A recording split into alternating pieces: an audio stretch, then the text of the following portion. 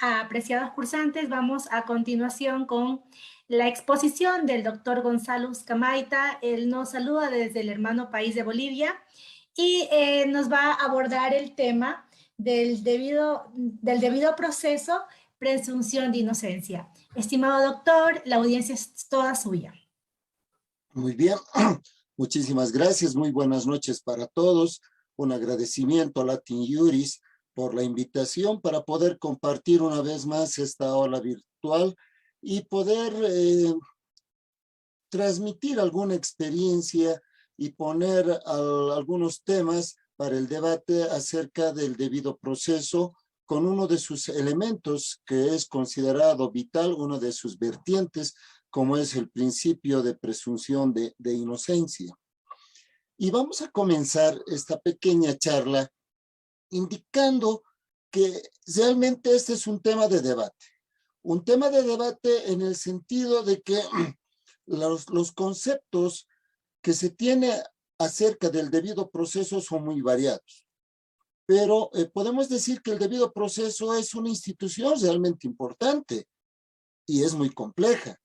Sobre ella, tal vez en lo único que podríamos estar de acuerdo es que se trata de una garantía importante, una garantía que impide la arbitrariedad en todo espacio en el que se deciden derechos o intereses jurídicamente relevantes, aunque sabemos que el debido proceso tiene una triple dimensión.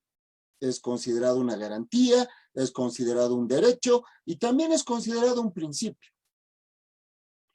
Pero pese a estas cuestiones, a estas varias cuestiones que no han sido resueltas acerca de la definición concreta sobre el debido proceso, lo cierto es que en la práctica forense, en la práctica habitual de los litigantes, en la práctica cotidiana que hay entre los operadores del sistema de justicia, los jueces, los justiciables, los abogados, exigimos que en los procesos se observen garantías y derechos que están constitucionalmente normadas.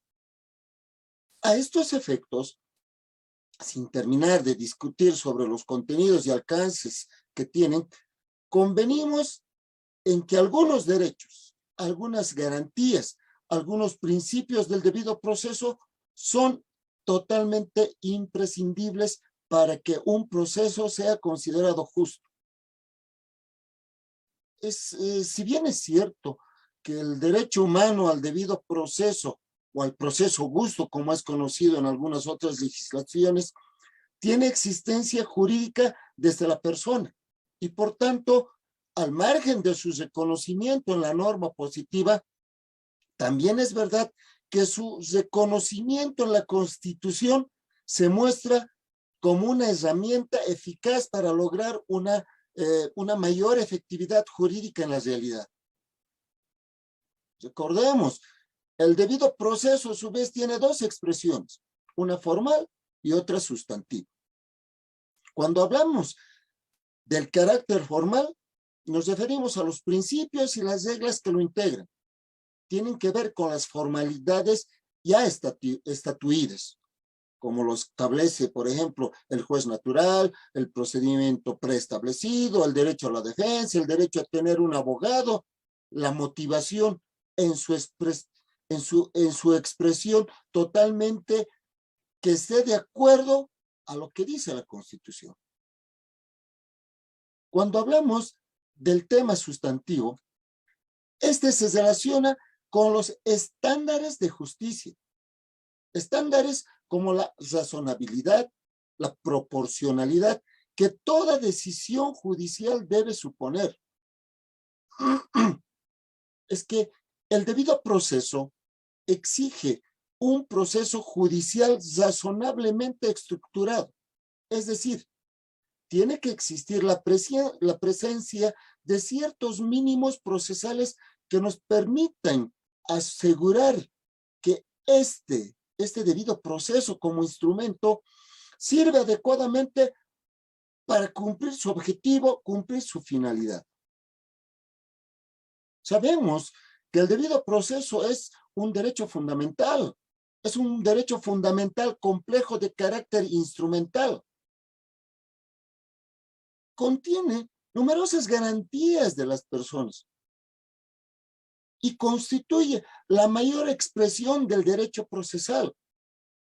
Entonces, se trata de una, llamémosla, institución integrada a la Constitución y que posibilita la adhesión de unos sujetos que buscan una tutela clara de sus derechos. Es también llamado un derecho fundamental que se integra generalmente en las partes dogmáticas de las constituciones. Está reconocido como un derecho de los llamados de primera generación, en cuanto a ese dentro del grupo de los derechos denominados como individuales, los civiles y los políticos, como considerados estos como derechos fundamentales por excelencia. Obviamente, sin desconocer hoy los mismos derechos a los colectivos o grupos de ciudadanos. Y es que si consideramos el debido proceso como derecho fundamental, se le concibe como un derecho del ser humano, incluido en una norma positiva constitucional. A propósito, una manera de concebir los derechos fundamentales es la comprensión, es la forma de comprenderlos como una especie de derechos humanos. Sabemos ya la distinción entre derechos fundamentales y derechos humanos. Otro tema de debate de muchos autores que consideran sinónimos y otros consideran que cada uno tiene su forma de ser conceptualizados. Debemos considerar a los derechos reconocidos de todos los estados en sus cartas políticas, porque también están dentro del contexto del Tratado de los Convenios en materia de derecho internacional de los derechos humanos. Y también, ¿por qué no decirlo?, del derecho internacional humanitario. Estos han sido integrados, como en muchos casos, por medio del llamado bloque de constitucionalidad, que muchas constituciones la tienen. Ecuador, Bolivia, Perú, etc. Porque justamente el debido proceso es un derecho humano, reconocida en la mayoría, por no decir en todas, en las constituciones políticas. Por lo que se asume entonces el carácter de fundamental y adicionalmente aparece delimitado en gran parte de las normas positivas internacionales y desde la jurisprudencia emitida por estos órganos supranacionales. Las constituciones hoy, ya sea por el activismo constitucional, y ya no son constituciones, ya no son textos cerrados, inamovibles. La misma constitución o los jueces constitucionales, dentro de su garantismo y activismo, pueden remitir, mejor dicho, a otras normas una decisión. Estas normas tienen un valor constitucional. Y en este contexto se desarrolla la categoría del bloque de constitucional que les había mencionado hace unos minutos. Dar un concepto definitivo sobre el debido proceso resulta difícil, como les había adelantado hace algunos momentos. Es más, si tomamos en cuenta lo problemático que es delimitar los principios y garantías que lo integran. Y eso es que nos ha llevado a constantes equivocaciones, a constantes interpretaciones e incluso en algunos casos específicos dentro de la normativa interna en algún país, se ha llegado a mal utilizarlo, con el consiguiente perjuicio, ya sea si hablamos en materia penal, del imputado o la víctima. Y cuando hay un perjuicio para el imputado, estamos hablando de su libertad generalmente. Y si hablamos de un perjuicio para la víctima, estamos hablando del resarcimiento al acceso a la justicia que tiene esa víctima. De ese momento que la víctima pide que se le haga justicia por algún hecho considerado delito que le haya perjudicado. a la víctima por sí o a la víctima en su entorno social. Entonces, les decía, dar el concepto sobre debido proceso resulta muy difícil. El debido proceso debe ser seguramente uno de los conceptos jurídicos más analizados. Han sido discutidos dentro del foro, dentro de asambleas, seminarios, bastante. Y también es un objeto de estudio de diversas disciplinas jurídicas, porque el debido proceso no solamente se puede tocar, se puede analizar, se puede debatir en el ámbito penal, en el derecho penal, porque el debido proceso también se lo debate en el ámbito administrativo, en el civil, en el familiar, en todos los espacios de la doctrina procesal, pero ahora, hoy, y en especial, atención, se lo está debatiendo por los constitucionalistas. Y también se los está debatiendo por los defensores de los derechos humanos, entre otros. Debemos analizar que el debido proceso, a partir de su aparición ya en el año 1200, en los albores de la Carta Magna. Cuando me refiero a la Carta Magna, me estoy refiriendo a aquella suscrita por el rey inglés Juan Sintiés en favor de los nobles sublevados ante sus excesos. Desde ese momento, el debido proceso ha sido definido en múltiples formas, pero también ha sido definido por grandes maestros. Recordemos al maestro, al doctor Héctor Fix Zamudio. En su definición al debido proceso, él considera que es un conjunto de condiciones, es un conjunto de requisitos de carácter jurídico procesal y que son necesarios estas condiciones jurídicas procesales para poder afectar legalmente los derechos de todos los gobernados. Y esta definición deriva del contenido del artículo 14, si mal no recuerdo, de la Constitución de los Estados mexicanos, el cual señala expresamente que nadie puede ser privado de su libertad. Nadie puede ser privado de sus propiedades, de sus posesiones o de los derechos que él tiene. Y esta privación, si es que se da, tiene que hacerlo mediante un juicio seguido ante los tribunales previamente establecidos, cumpliendo las formalidades esenciales del procedimiento y conforme a las leyes expedidas con anterioridad al hecho.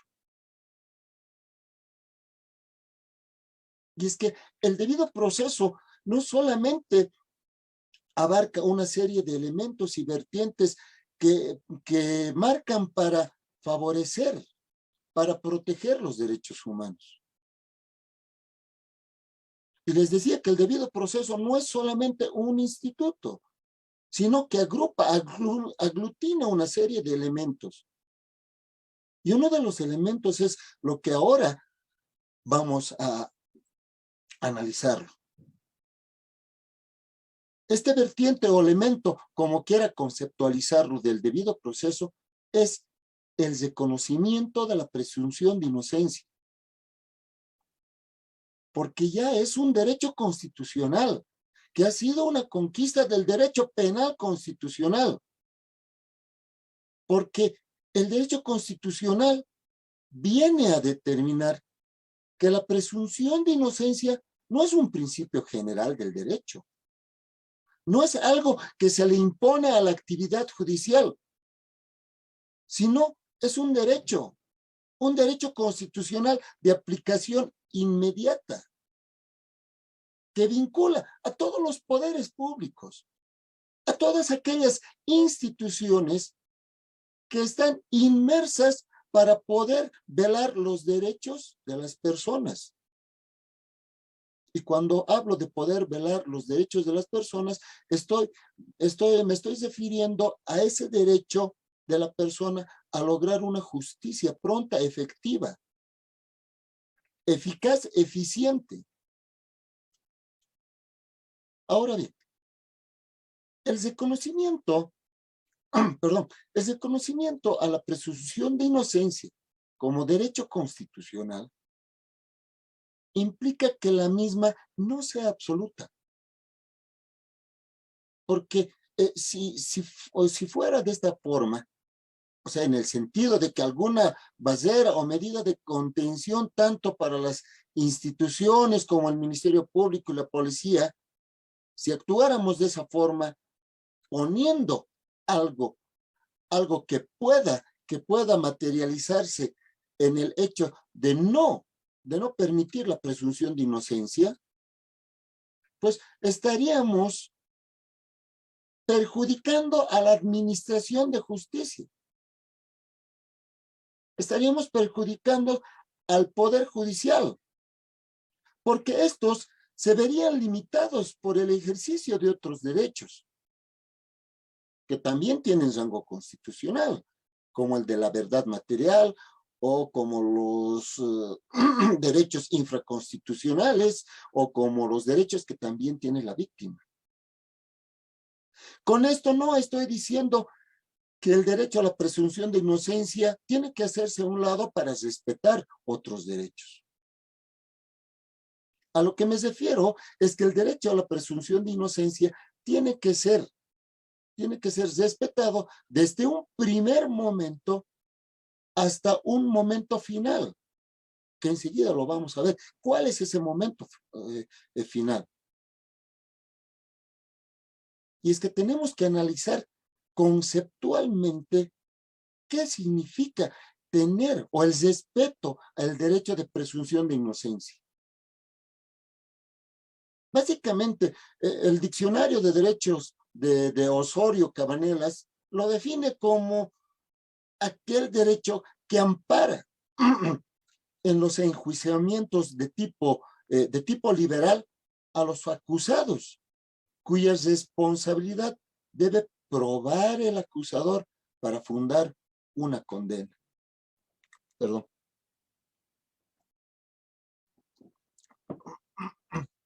Disculpa. Otro autor, Saúl Cárdenas Río Seco, da un concepto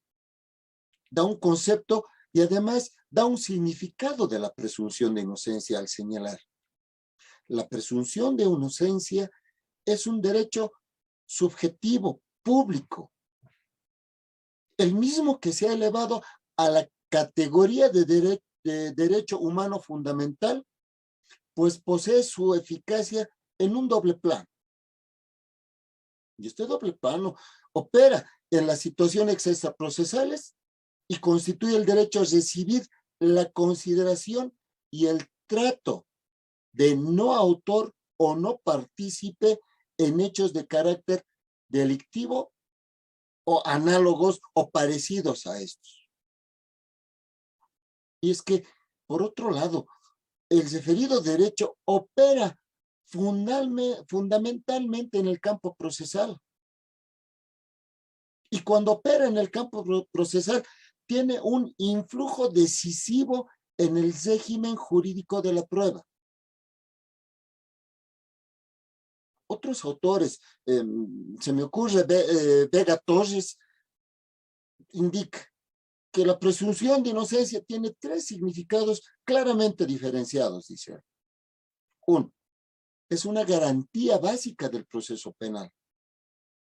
Es una regla de tratamiento del imputado durante todo el proceso y actúa como regla relativa a la prueba. El jurista boliviano, el doctor Walter Alfredo Raña Arana, señala: los pensadores revolucionarios utilizaron para formular este principio formular como dentro del nuevo sistema de enjuiciamiento criminal, porque tiene un fuerte contenido político en orden de garantizar la libertad del acusado frente al interés colectivo de la represión penal. En todos estos conceptos existe un vocablo que ha sido la causa de controversia doctrinal respecto a este derecho o a este principio llamado presunción de inocencia. ¿Qué debemos entender por presunción?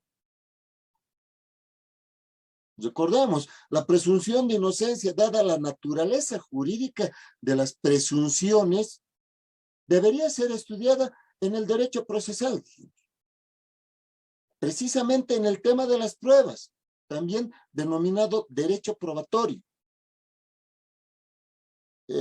Hernando Davis Echenda, etimológicamente, por presumir se entiende suponer una cosa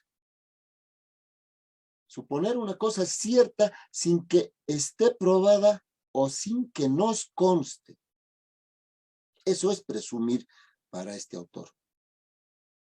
Originalmente se refería a un movimiento corporal. Por ejemplo, presumir de emperador en el sentido de asumir sin derecho ese cargo.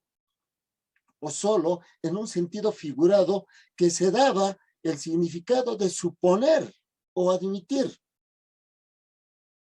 Ya los compiladores romanos adicionaron fragmentos de la presunción con la voz de aprobare o probare, con lo cual ya se le da un significado de una hipótesis que se tiene por cierta mientras no se destruya por una prueba. Zamora Pierce explica que la presunción es una exigencia, es decir, es un juicio previo a toda privación de derechos. Y esta se relaciona con la garantía del proceso legal. Y él lo entiende como una garantía básica que otorga el Estado a sus ciudadanos. Entonces, podríamos inferir que la presunción de inocencia constituye para unos un derecho y para otros una garantía. Ya habíamos mencionado que el autor español Jaime Vega Torres presenta 3 alcances. Uno, como concepto fundamental en torno al cual se construye todo un modelo de proceso penal, en el que se mira fundamentalmente a establecer y respetar las garantías para el imputado frente a la actuación punitiva que hace el Estado. Lo postula directamente como un tratamiento del imputado durante todo el proceso penal. Y este debería partirse de la idea de que el inculpado es inocente y por tanto reducir al mínimo las medidas restrictivas de derecho, de esos derechos en el trato que tiene el imputado durante todo el proceso. Y la tercera condición para este autor es que se lo debe tratar como una regla referida al juicio de hecho de la sentencia penal. Porque dentro del juicio, propiamente dicho, tiene incidencia el ámbito probatorio. Toda vez de que la prueba completa determina la culpabilidad del imputado. Y esta debe ser suministrada por la acusación. Porque si no existe una prueba, se debe imponer la absolución del inculpado. Porque la culpabilidad no quedaría suficientemente demostrada. Las normas internacionales también establecen la presunción de inocencia. La Declaración Universal de los Derechos Humanos del 48, en su artículo 11, señala: toda persona acusada de delito tiene derecho a que se presuma su inocencia mientras no se pruebe su culpabilidad. Y con unos requisitos. conforme a la ley, en un juicio público, y este juicio público se tiene que haber llevado asegurando todas las garantías necesarias para su defensa. El Pacto Internacional de los Derechos Civiles y Públicos, y políticos. En su artículo 14,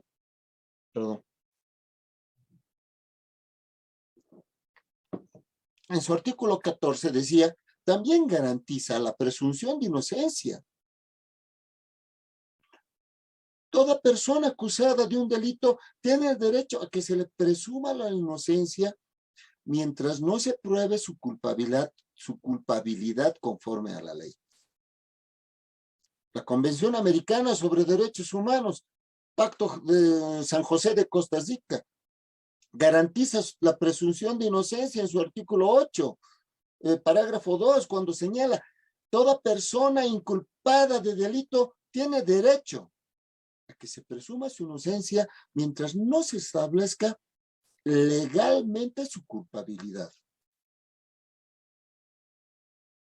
Entonces, ya tenemos una base convencional para poder respetar, poder analizar y poder comprender qué es el principio de inocencia, la presunción de inocencia propiamente dicha.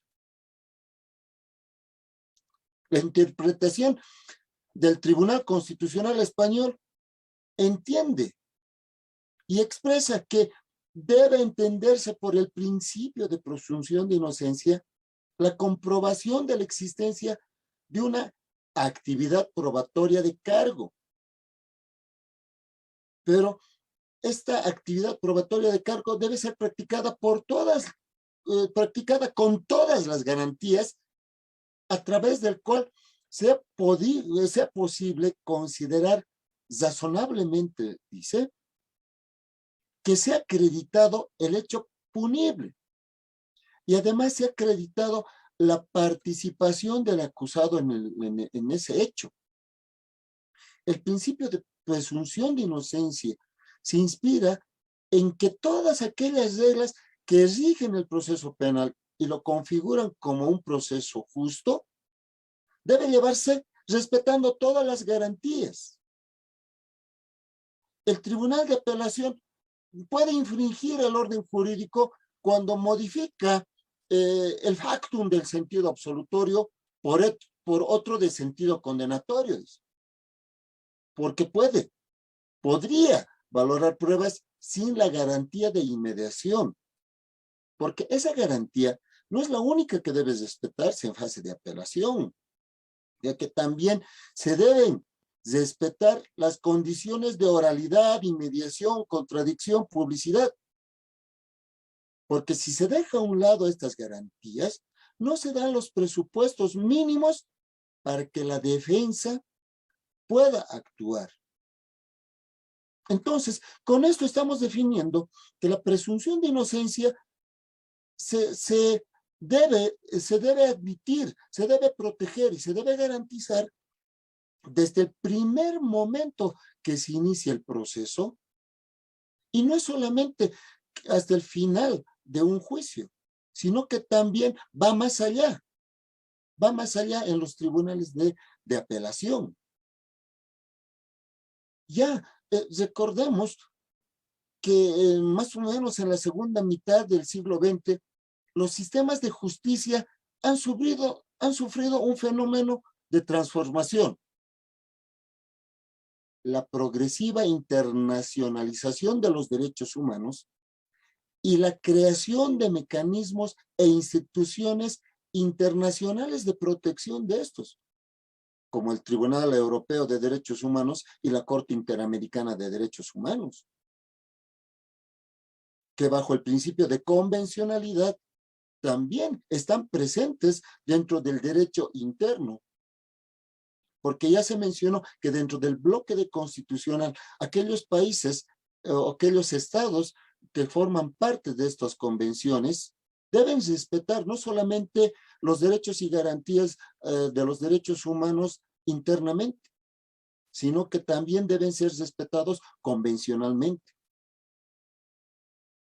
Y la incorporación de estos preceptos, de estas instituciones en las constituciones nacionales, porque estas constituciones nacionales han incorporado un catálogo de derechos fundamentales.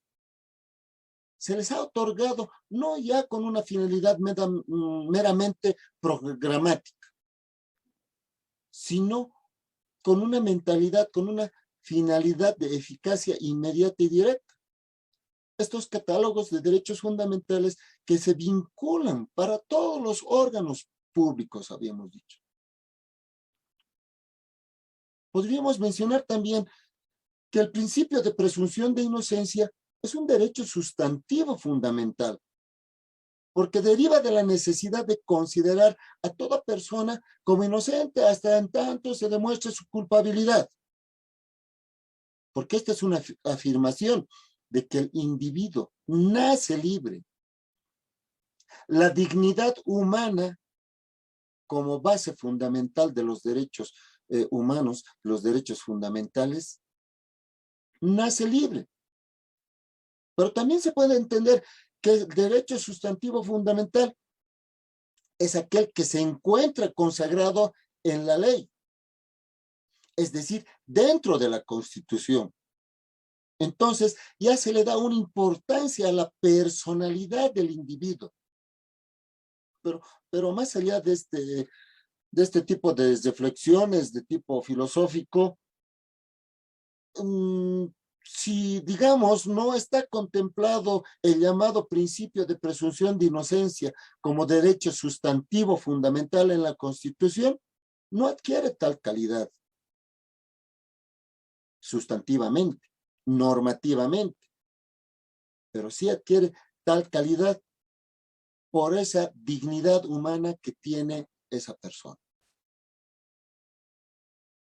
Recordemos, la presunción de inocencia surge del ideal que enarbolaron los movimientos del siglo XVIII, aquellos que pusieron límites a la autoridad del Estado y consagraron los fundamentos de la democracia,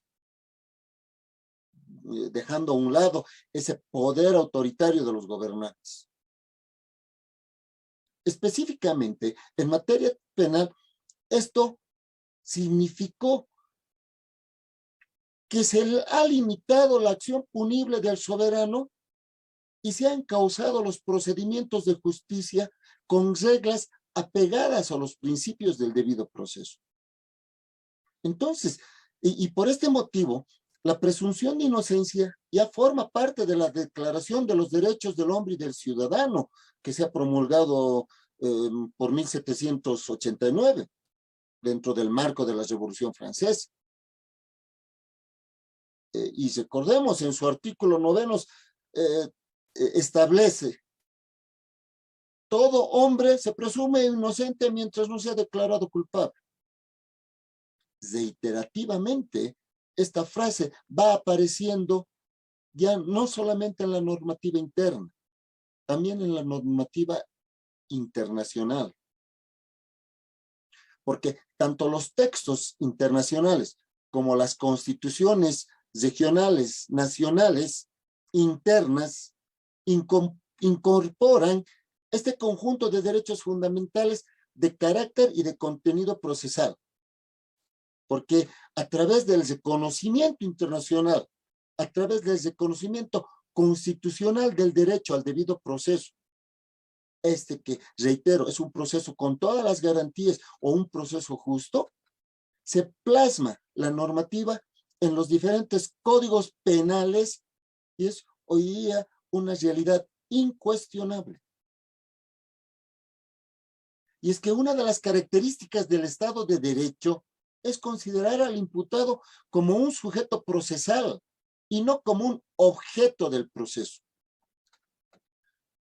El nacimiento de la condición de imputado está íntimamente relacionado con el ejercicio del derecho de la defensa, puesto que la imputación es el acto por el que se se traslada a una persona a una condición de sujeto pasivo del procedimiento penal a otra condición donde se le permite ejercer el derecho a la defensa en su más amplio contenido, con contradicción e igualdad de armas, con la posibilidad de presentar las mismas pruebas, las pruebas de cargo y de descargo. Si el proceso se constituye dentro del marco de la comprensión donde, digamos, dialécticamente se enfrentan las pretensiones y oposiciones de la parte acusadora y acusada, se tiene que situar un plano de igualdad. Esta igualdad de armas está estrechamente ligada, estrechamente relacionada con los derechos de la tutela judicial efectiva, el derecho de defensa y, por supuesto, de la presunción de inocencia, todas garantizadas en la Constitución. Podemos decir que los valores que se sustentan dentro de las garantías individuales representan el límite de actuación del Estado frente a los gobernados, frente a la sociedad, refiriéndome en el ámbito del derecho penal. Porque esta circunstancia adquiere relevancia porque el inculpado puede resentirse dentro de su esfera jurídica de garantías de protección de sus derechos y está sujeta a un proceso penal en que se le atribuye la comisión de un hecho delictivo.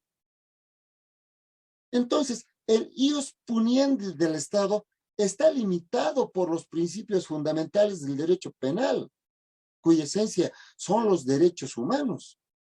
Entonces, el inculpado ya tiene opción de poder enfrentar ese proceso penal que se le está atribuyendo por la posible comisión de un hecho considerado delito, para poder responder efectivamente en la forma de garantizar su defensa. Y es por eso que el origen de la presunción de inocencia no deviene solamente de un texto legal, sino de todo un sistema jurídico acorde con principios ideológicos de igualdad, justicia, imparcialidad, honestidad, entre otros muchos más.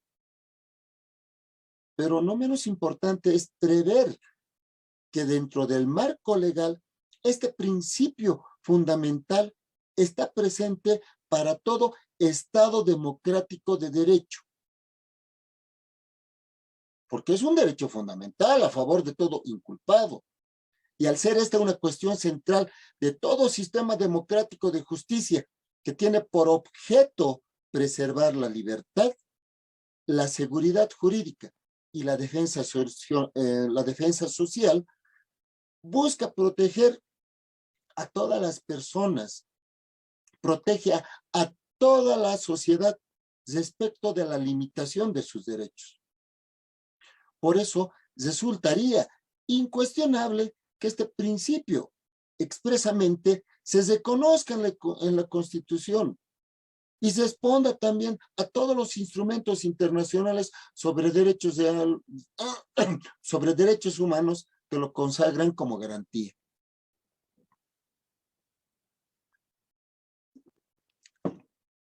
La presunción de inocencia es la garantía fundamental sobre la cual se rige el proceso penal de corte liberal.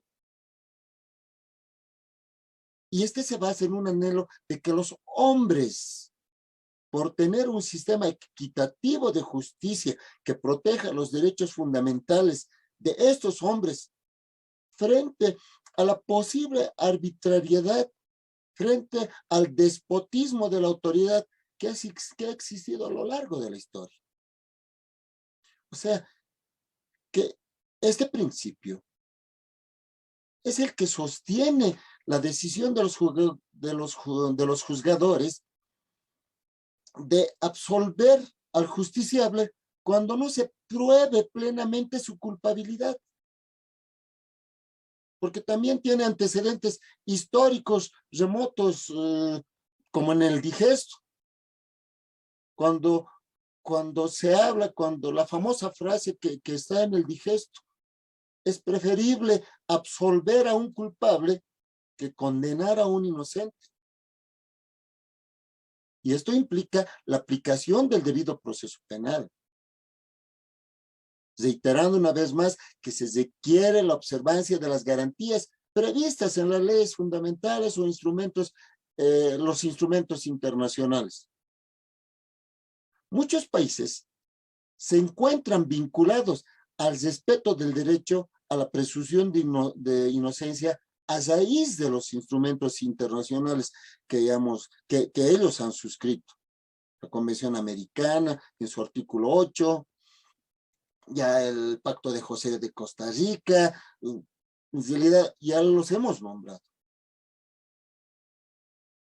Ferrajoli determina que la presunción de inocencia expresa a lo menos dos significados garantistas. Uno es la regla de tratamiento del imputado, que excluye o restringe al máximo la limitación de la libertad personal. Y otro que es la regla del juicio, que impone la carga acusatoria.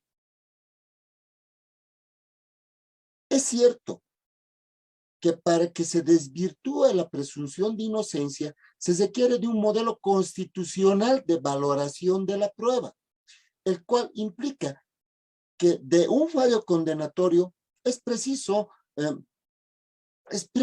pasar por fases perfectamente diferenciadas dentro del proceso penal. Y dentro de estas fases del proceso penal, hay un proceso de análisis de los medios de prueba. Podemos hablar que una es la que tiene un carácter objetivo, que podría calificar la constancia de exigencia o de verdaderas pruebas. ¿Para qué? Para poder realizar las diligencias probatorias que se han adoptado y se han observado, mejor dicho, las garantías procesales básicas. Y la otra parte es que al tener este tipo de pruebas, estos medios probatorios, se pongan en conocimiento ante el juez, ante el juzgador, para poder desvirtuar la presunción de inocencia. Entonces, tenemos en primer lugar la carga de la prueba. Y la cuestión de la carga de la prueba es básico en el ámbito de la teoría de la prueba. Pues en función de ella, se van a determinar los efectos que producen ciertos hechos cuando no resulten probados. Dentro del proceso penal suele decirse que no rigen las reglas de la carga de la prueba, dado que venga de donde venga la prueba, ojo, siempre que ha sido obtenida lícitamente, lo importante es que el hecho resulte probado. Muchos autores consideran que da igual que la prueba la proponga la acusación o la defensa, pues si el hecho se prueba, se tiene como tal, así perjudiquen o beneficien a quien lo propuso. Y este planteamiento es correcto, pero incompleto, pues la carga de la prueba despliega sus efectos precisamente cuando un hecho alegado no ha sido probado. Cuando el hecho ha sido probado, la carga de la prueba carece de eficacia, pues sus efectos aparecen ante un hecho no probado. Bajo esta cuestión, se puede afirmar que la carga de la prueba incumple siempre y en todo caso a la parte acusadora. Conceptos ya filosóficos, podríamos decir. Porque esto significa que sobre el acusado no recae la carga procesal de probar su inocencia.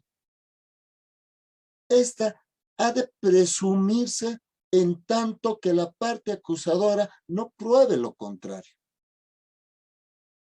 Cuando hablamos de la prueba debemos recordar necesariamente a Binder. Debemos reconocer que en nuestros sistemas procesales el proceso funciona a través de una conversión automática en prueba, dice. Esa convención de los elementos probatorios producidos durante la etapa de investigación preliminar y una vez dados a conocer en juicio, esto puede ocasionar sentencias. Por ello, la introducción de los juicios orales implica, ojo, salvo excepciones previamente establecidas, implica, decía, que se considerará la prueba aquella que sea formada en presencia del juzgador, que sea presentada ante el juzgador para romper este principio de presunción de inocencia. En el proceso legal puede implicar que el inculpado se les reconozca el derecho a su libertad. Y puede implicar que el Estado solamente podrá privarlo del mismo, de este Estado, de este derecho de su libertad, cuando existe suficientes elementos incriminatorios y seguidos del proceso penal en su contra, obviamente, y reitero una vez más, en el que se respeten las formalidades esenciales del procedimiento, las garantías de la audiencia, el debido proceso en sí, a través de una prueba desvirtuar la imputación correspondiente o afirmar la imputación o la acusación. Y recién él podrá cambiar de estatus legal. El principio de presunción de inocencia que en materia procesal penal impone la obligación de arrojar la carga de la prueba al acusador es un derecho fundamental de la Constitución política de muchos países, porque estos, me refiero a la Constitución, reconocen y garantizan el alcance que trasciende la órbita del debido proceso. Pues con su aplicación se garantiza la protección de otros derechos humanos, habíamos dicho. La noción habitual de la prueba se fundamenta sobre la idea de que sirve para establecer la verdad de uno o más hechos relevantes para la decisión, porque el hecho es el objeto o la finalidad fundamental de la prueba. Por cuanto, entonces, el contenido del derecho a la presunción de inocencia no puede entenderse como una ficción jurídica o equipararse a las presunciones legales iure et de jure. O bien, no se la puede reducir al estrecho campo del enjuiciamiento, porque las funciones probablemente delictivas son las que deben adoptar las partes para poder probar y poder modificar la resolución. Una resolución puede ser administrativa como jurisdiccional. Y es que todos estos tópicos debemos tenerlos en cuenta para analizar y comprender la presunción de inocencia. Porque resulta, digamos, insoslayable partir del desarrollo del derecho común como alternativa para enfrentar estos temas como la inseguridad de la prueba. Es con motivo de la aparición del principio de la libre ponderación de los medios de prueba que se hace necesario el aludir al principio indubio pro reo como sinónimo de garantía. La teoría de los derechos humanos y del moderno derecho procesal democrático plantean al principio indubio pro reo como un componente sustancial del derecho a la presunción de inocencia. Algunos autores, sin embargo, niegan, confunden que el uno con el otro y pretenden que el contenido del derecho a la presunción de inocencia es el principio del indubio pro reo. Debemos recordar que si bien la presunción de inocencia no supone una inspiración en el campo de valoración de la prueba, Se puede apreciar una vulneración a la presunción de inocencia cuando existe un vacío probatorio. Y este vacío puede existir por no haberse practicado prueba alguna, o porque una vez practicada la prueba se hubiese realizado sin respetar las garantías procesales o hubiese sido obtenida con violación en derechos fundamentales, vulnerando el debido proceso. Porque la presunción de inocencia no excluye el principio in dubio pro reo en el ámbito de la valoración de la prueba, sino que se complementan eh, al menguar el poder punitivo cuando el juzgador emite la resolución que pone fin al juicio.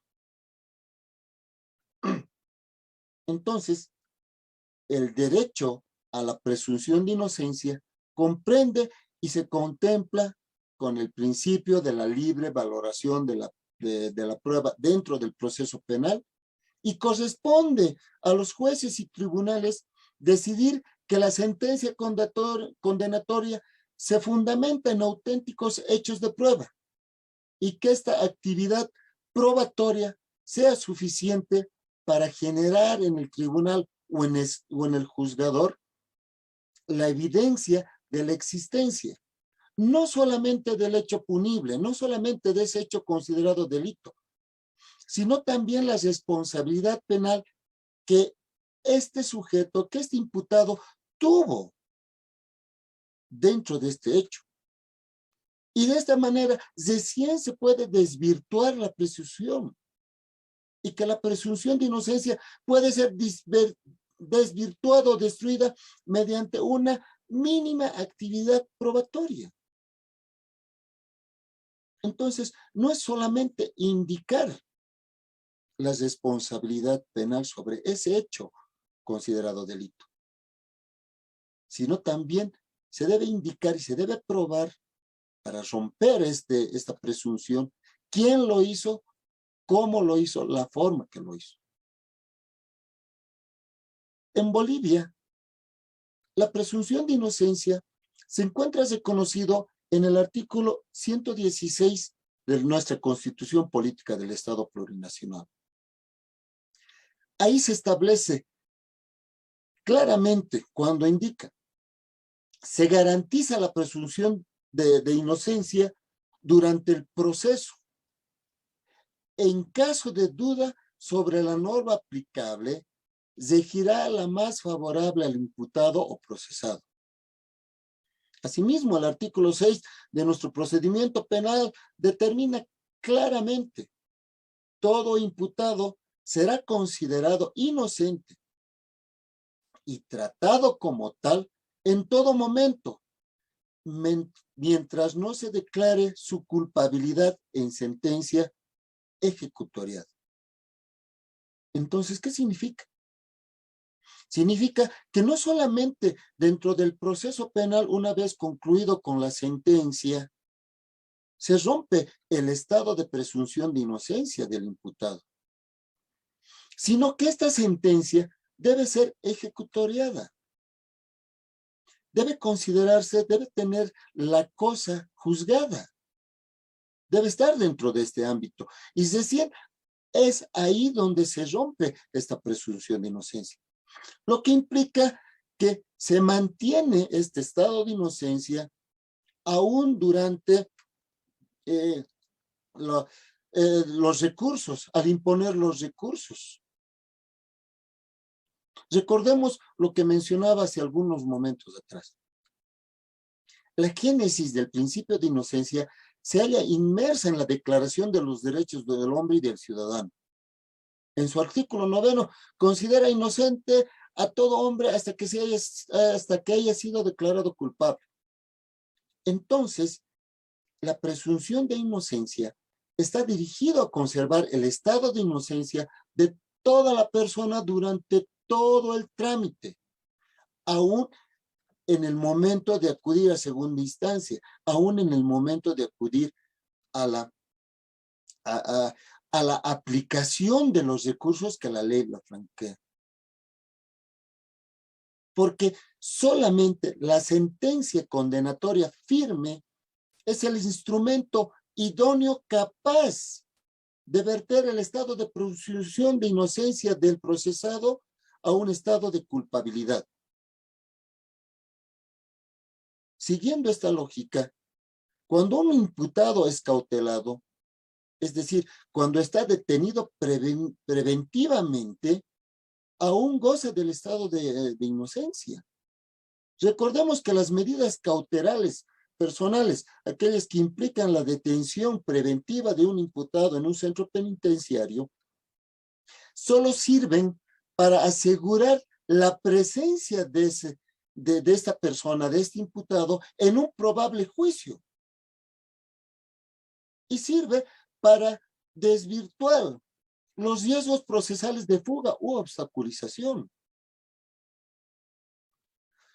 Los estados, al suscribir una convención o tratado, cuando se convierten en estado parte, adquieren derechos y obligaciones en cumplimiento del principio fundamental del derecho internacional, reflejado en el denominado Pacta Sunt Servanda, lo pactado obliga, como lo dijo la anterior ponente. Adquieren derechos y obligaciones. Y como tal, lo señala la Convención de Viena del Derecho de los Tratados de 1969. Se puede haber suscrito muchos estados la Convención Americana sobre Derechos Humanos, pero también son sometidos a la competencia de la Corte Interamericana de los Derechos Humanos. Para concluir esta charla, porque me parece que ya estoy dentro de la hora, decirles que dentro de un Estado democrático de derecho, la concepción que impera es que como creación del hombre, debe servir al hombre como fin en sí mismo y no para subyugarlo. Por ello, la función consistente en el ius puniendi del Estado tiene ciertos límites en atención al respeto de los derechos fundamentales, al respeto de los derechos humanos, que son en su contenido, mediante el orden jurídico funcional que permite un equilibrio en la facultad que tiene el Estado de castigar. Ya Roxin lo ha señalado, un Estado de derecho debe proteger al individuo no solo mediante el derecho penal, sino también debe protegerlo del derecho penal. La protección del inocente evita la impunidad del culpable y el resarcimiento de los daños y perjuicios ocasionados por el delito. Estos son problemas que aún no son resueltos de forma eficaz, porque la mayoría de los estados aprovechan de coartar el derecho a la libertad de los imputados. Se ha demostrado con diversos estudios que las detenciones preventivas exceden en muchos estados y no tienen una eficacia jurídica, no tienen una eficacia material para resolver casos. Y eso molesta a quienes consideramos pertenecer a estados democráticos, porque nos encontramos ante un reto común: mantener el equilibrio entre el respeto a los derechos de los individuos en un sistema penal eficaz y también mantener el respeto de los derechos de las víctimas.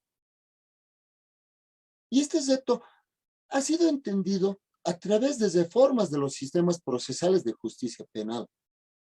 La mayoría de los países, de los estados latinoamericanos, han seguido con reformas constitucionales, donde aparece de manera expresa en el texto constitucional la presunción de inocencia como fundamento del sistema acusatorio en el cual los estados ahora sí están entrando en funcionamiento.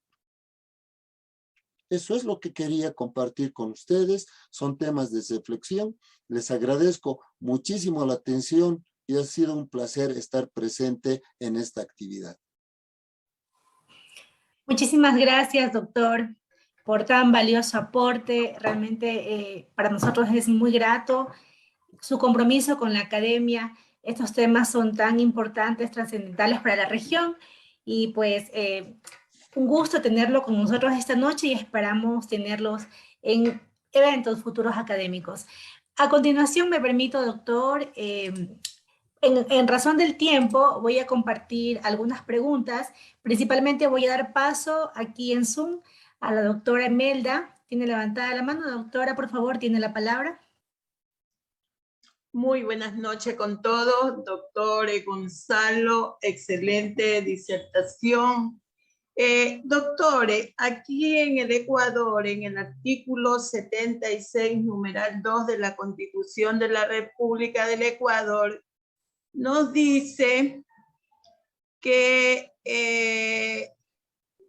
de la Constitución del Ecuador manifiesta que se presumirá la inocencia de toda persona y será tratada como tal mientras no se declare su responsabilidad mediante resolución firme o en sentencia ejecutoriada. Me parece que la Constitución de Bolivia y la ecuatoriana tienen mucha relación en cuanto a su contexto y contenido. Mi pregunta va en este sentido.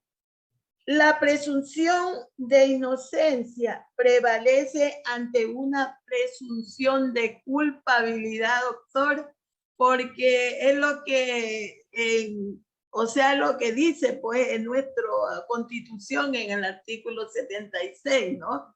Entonces, pero, por ejemplo, le cuento un caso de un delito de homicidio que fue un ciudadano, Juan Piguave, acusado. El fiscal que tenía a cargo la investigación, cuando estaba haciendo la reconstrucción del lugar de los hechos, declaró ante un medio de comunicación que el presunto sospechoso, él no lo dijo así, sino que dijo que el señor era responsable del homicidio que se había cometido en la persona X.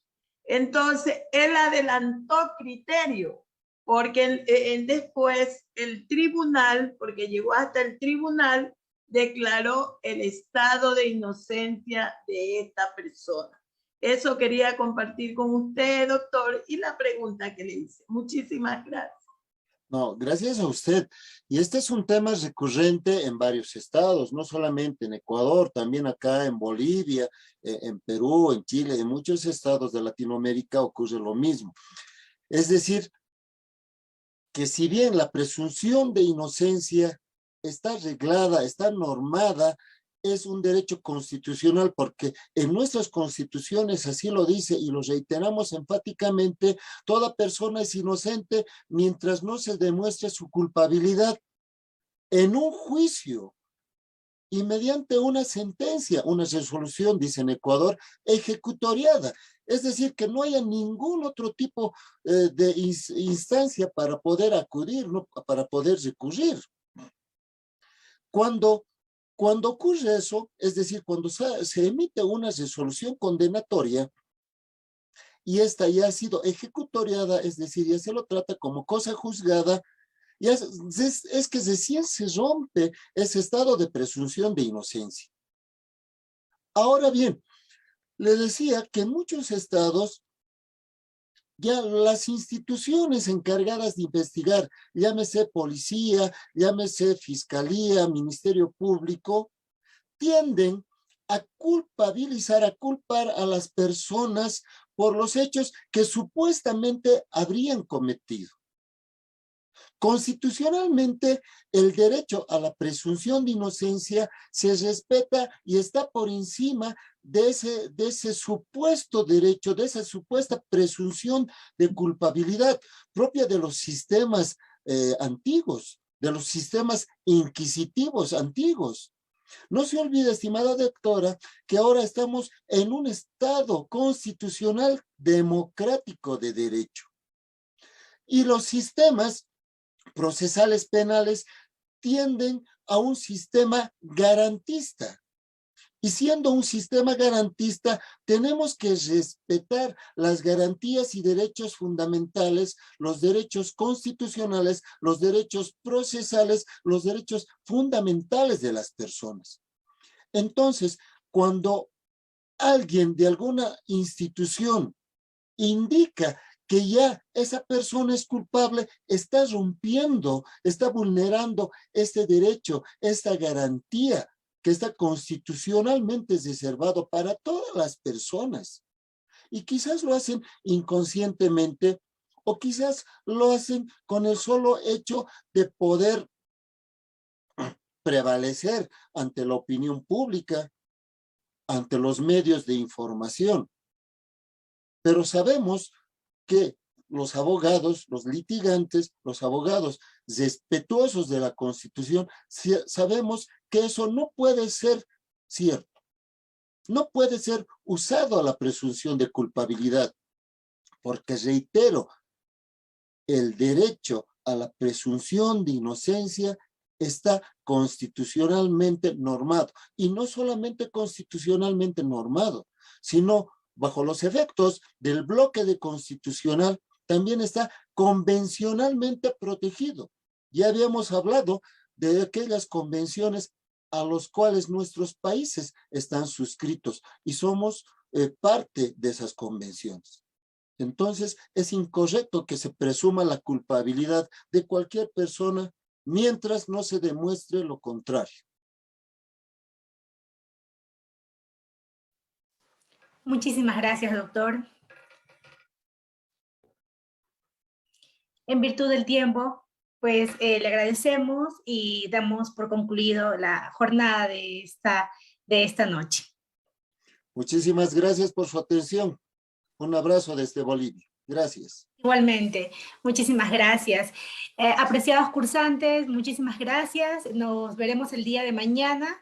Una vez más, estamos ya concluyendo nuestro diplomado, son los últimos días.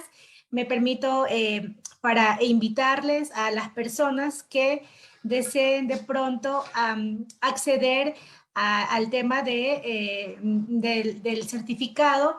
Pueden hacerlo hasta el día sábado, que estamos en el periodo ordinario, y aprovechen esta promoción.